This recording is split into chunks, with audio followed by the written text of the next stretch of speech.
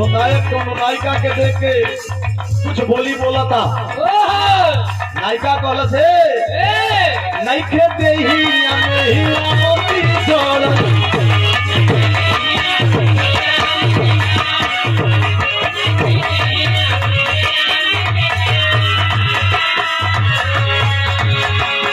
लफुआ बंसी थे बाहर पौरन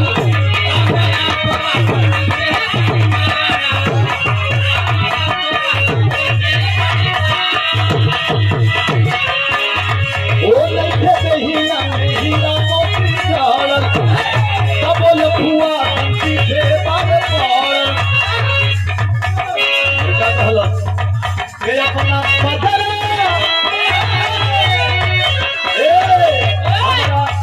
अपना पदर ये हमारा के आवते दूसरा अपना पदर ये हमारा के आवते अरे आवते ये वो बात बताई सब बतावे दूसरा ये वो बात बताई सब बतावे दूसरा। बड़ो बाबू हमारा घर कैसा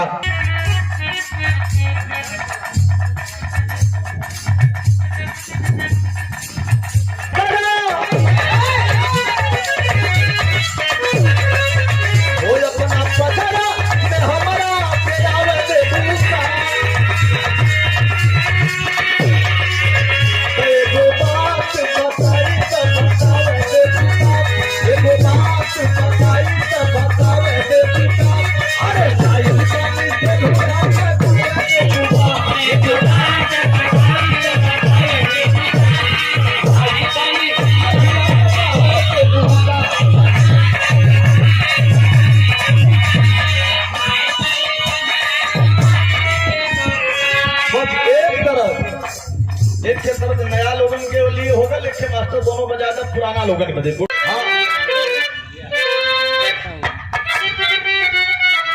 हाँ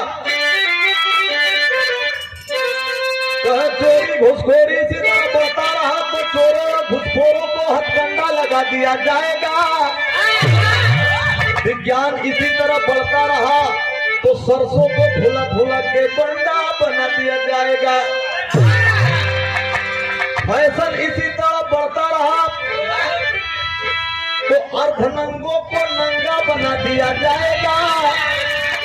और सैंडल की ऊंचाई इसी तरह बढ़ती रही कविता जी तो हर सैंडल के नीचे डंडा लगा दिया जाएगा। हई रही रही रही रही रही रही रही रही रही रही रही रही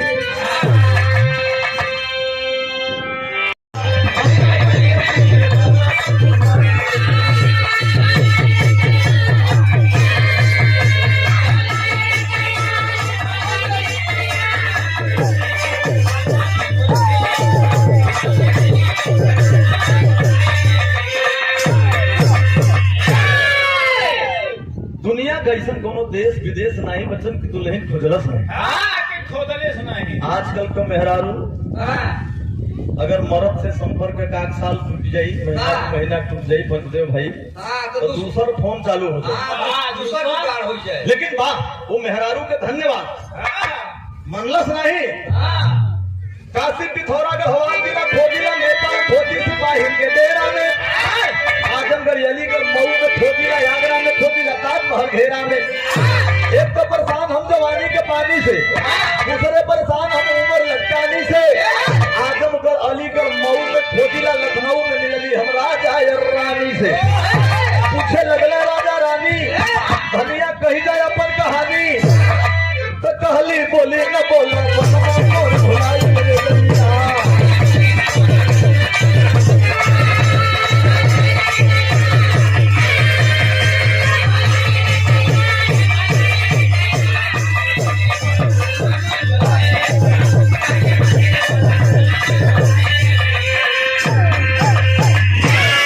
देश नहीं बचल विदेश प्रदेश नहीं बचल की दुल्हन खोजलस नहीं। और कहा खोजता कहे बांदा बदायूं सहारनपुर रामपुर कानपुर में खोजिला जाके नैनीताल में। एटा या गोटा भाई गोरखपुर में खोजिला खीरी लखीमपुर जिला गढ़वाल में। बच्चन के स्कूल खोजी, हावड़ा के पुल खोजी, खोजत खोजत चल गई हम सीमा नेपाल में। हमीरपुर, हरदोई, फर्रुखाबाद, फैजाबाद, छपरा, बिहार जिला, पटना, बंगाल में। पूछा हथियत के बदमाश कहे बारू तू दास, कहली बोली न बोला बर्मा और भुलाई बोलिया।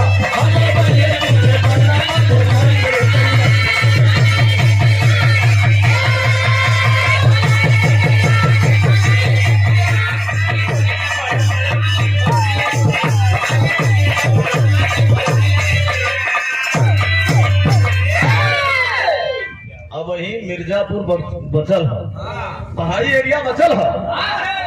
देखा उस दुल्ही के धन्यवाद बा। हवा या खोरी पहाड़ी में खोजिला, बालम के खोजिला जा करके जूरा में, हरिया या पत्ती में, साया या साड़ी में, बलमू के खोजिला मान भरी जूरा में।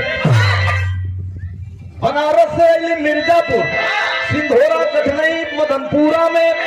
इतने परेशान हम बलमुआ के भूले से बलमा हेरायल रहो गौवा बलिया के लगवा वही गौवा रतनपुरा में।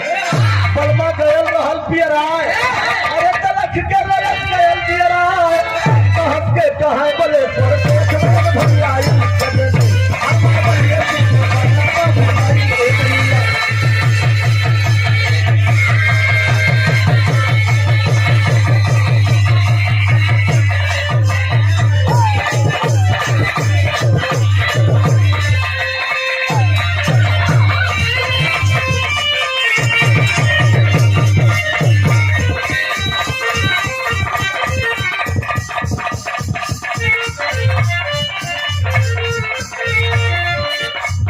भैया बस दुआ तरफ हो